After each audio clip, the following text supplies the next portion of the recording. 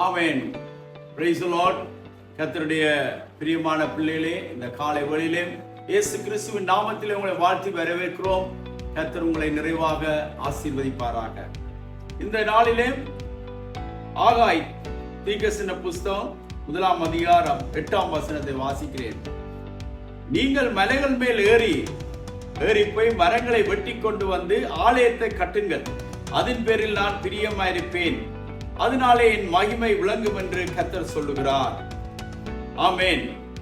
பிரியமானவர்களே, இந்த ஆகாய் தீர்க்கதரிசி மூலமாக ஆண்டவர் இந்த இஸ்ரவேல் ஜனங்களோட இடைப்படுவதை நாங்கள் காணக்கூடிய இருக்கிறது. இந்த 2 அதிகாரம் தொடர்ச்சியாக 6 வசனத்தில் ஆண்டவர் சொல்றார், சேனையின் கர்த்தர் சொல்கிறார், கொஞ்ச காலத்துக்குள்ளே இன்னும் ஒரு தரம் நான் வானத்தையும் பூமியையும் சமுத்திரத்தையும் விட்டாந்திரையா அசைய பண்ணுவேன், சகல ஜாதிகளையும் அசைய பண்ணுவேன், சகல ஜாதிகளாலும் விரும்பப்பட்டவர் வருவார், இந்த ஆலயத்தை மகிமையினால் நிறைய பண்ணுவேன் என்று சேனையின் கர்த்தர் சொல்லுகிறார். 9 வசனம், முந்தின ஆலயத்தின் மகிமையை பார்க்கலும் இந்த பிந்தின ஆலயத்தின் மகிமை பெரிதாயிருக்கும் என்று சேனையின் கர்த்தர் சொல்லுகிறார். இவ்விடத்தில் சமாதானத்தை கட்டளையிடுவேன் என்று சேனையின் கர்த்தர் உரைக்கிறார் என்று சொல்கின்றார்.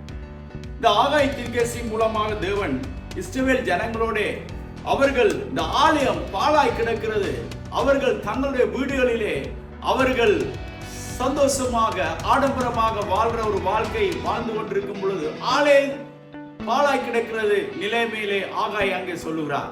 நீங்கள் இந்த நாளிலே பாழாய் கிடக்கிற இந்த ஆலயத்தை கட்டுவதற்காக மலைகளுக்கு போங்கள், மலைகளில் போய் மரங்களை வெட்டுங்கள், வெட்டி கொண்டு ஆலயத்தை கட்டும்படியாக. ஒரு மலைக்கு போய் மரங்களை வெட்டி கொண்டு ஆலயத்தை கட்டுவது எவ்வளவு ஒரு கடினமான ஒரு காரியம்.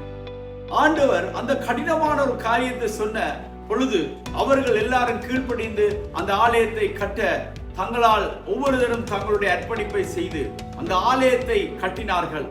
அப்பொழுது ஆண்டவருடைய மகிமை, ஆண்டவர் சொன்னார், இந்த ஆலயத்தை முந்தின ஆலயத்தின் மகிமையை பார்க்கலும் பிந்தின ஆலயத்தின் மகிமை பெரிதாயிருக்கும். அதை இஸ்ரவேல் ஜனங்கள் கண்டார்கள், அதை அந்த மகிமையை அனுபவித்தார்கள், அவருடைய ஆசீர்வாதத்தை தேவனிடத்திலிருந்து பெற்றுக் கொண்டார்கள்.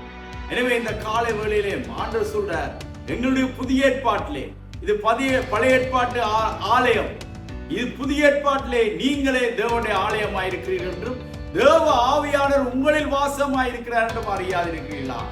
ஒருவன் தேவனுடைய ஆலயத்தை கெடுத்தால் தேவன் அவனை கெடுப்பார்.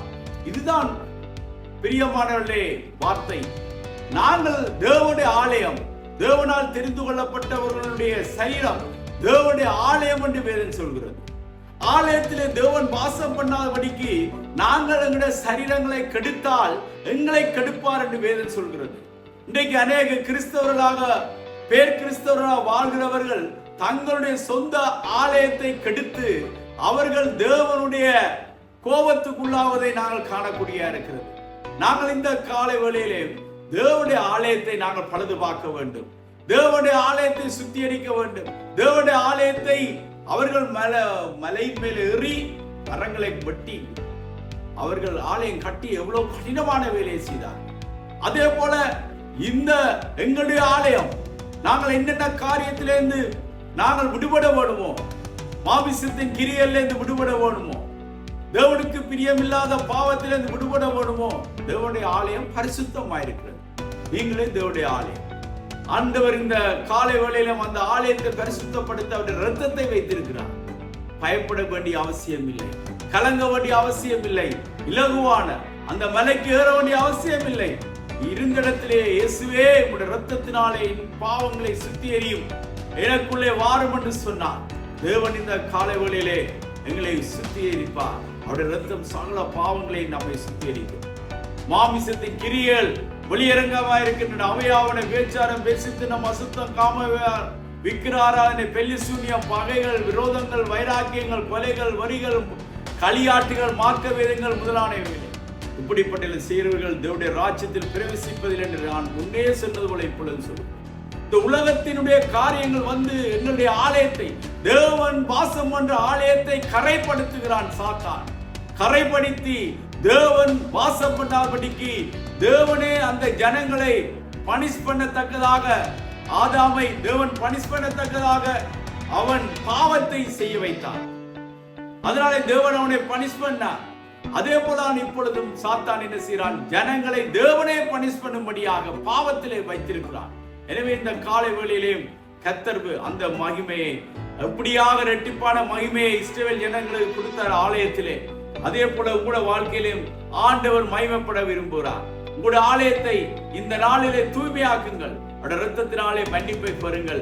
ஆண்டவர் உங்களுடைய உள்ளத்திலே வாசம் பண்ண ஆசையா இருக்கிறார். இதோ வாசற்படி இந்த கதவை தட்டுகிறேன்.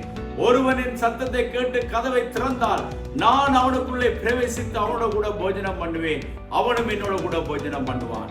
எத்தனை பேர் ஆயத்தமா இருக்கிறீர்கள்? கதவை திறக்க வேணும். ஆண்டவருடைய இரத்தத்தினாலே மன்னிப்பு பெற வேணும். அவர் ஆவியிலே இருக்கிறார். எங்களுடைய ஆவியிலே அவர் இணைய ஆயத்தமா இருக்கிறார். அவர் எங்களுக்குள்ளே விடமைக்கு ஆயத்தமா இருக்கிறார். உங்களுடைய சமாதான சந்தோஷத்தை தர, தேவனுடைய ஆசீர்வாதத்தை தர ஆயத்தமா இருக்கிறார். கர்த்தருடைய நாமம் மயப்படுவதாக. ஆலயமாக மாறுங்கள். நீங்களே அவருடைய ஆலயம். இந்த நாளிலே கர்த்தருடைய ஆலயம் ஆக யாரெல்லாம் மாற தீர்மானம் எடுக்கிறீர்களோ, உங்களுடைய வாழ்க்கையிலே பெரிதான மகிமையை இன்றிலிருந்து நீங்கள் காணுங்கள். உங்களுக்காக நான் ஜெபிக்கிறேன். பிதாவே, இந்த காலை வேளையிலும் தேவனே, நீங்களே தேவனுடைய ஆலயம் என்று சொன்னீரப்பா. ஆண்டவரே, இஸ்ரவேல் ஜனங்கள் மலையில கேறி போய் ஆகாய் தீர்க்கதரிசிக்கு நீ சொன்ன பொழுது அவர்கள் கீழ்ப்படிந்து ஆலயத்தை கட்டின பொழுது இரட்டிப்பான மகிமை இறங்கினதப்பா. இன்றைய நாளிலே நாங்களே ஆலயம் அப்பா. எங்களுடைய ஆலயம் தூய்மை இல்லாமல் இருந்தால் இன்றைய நாளிலே ஒவ்வொரு பிள்ளைகளையும் தூய்மையாக்கும். இரத்தத்தினாலே கழுவி நீங்கள் அந்த ஆலயத்திலே வாசம் பண்ணுங்க அப்பா. அந்த ஆலயத்திலே உங்களுடைய மகிமை எப்பொழுதும் விளங்கட்டும். இங்கே சமாதானம் இருக்கிறது, இங்கே சந்தோஷம் இருக்கிறது, இங்கே விடுதலை இருக்கிறது. அதை ஒவ்வொருவரும் அனுபவித்து மகிழும்படியாக இயேசு கிறிஸ்துவின் நாமத்திலே ஆசீர்வதி ஜெபிக்கிறேன் நல்ல பிதாவே. ஆமென், ஆமென், ஆமென். God bless you.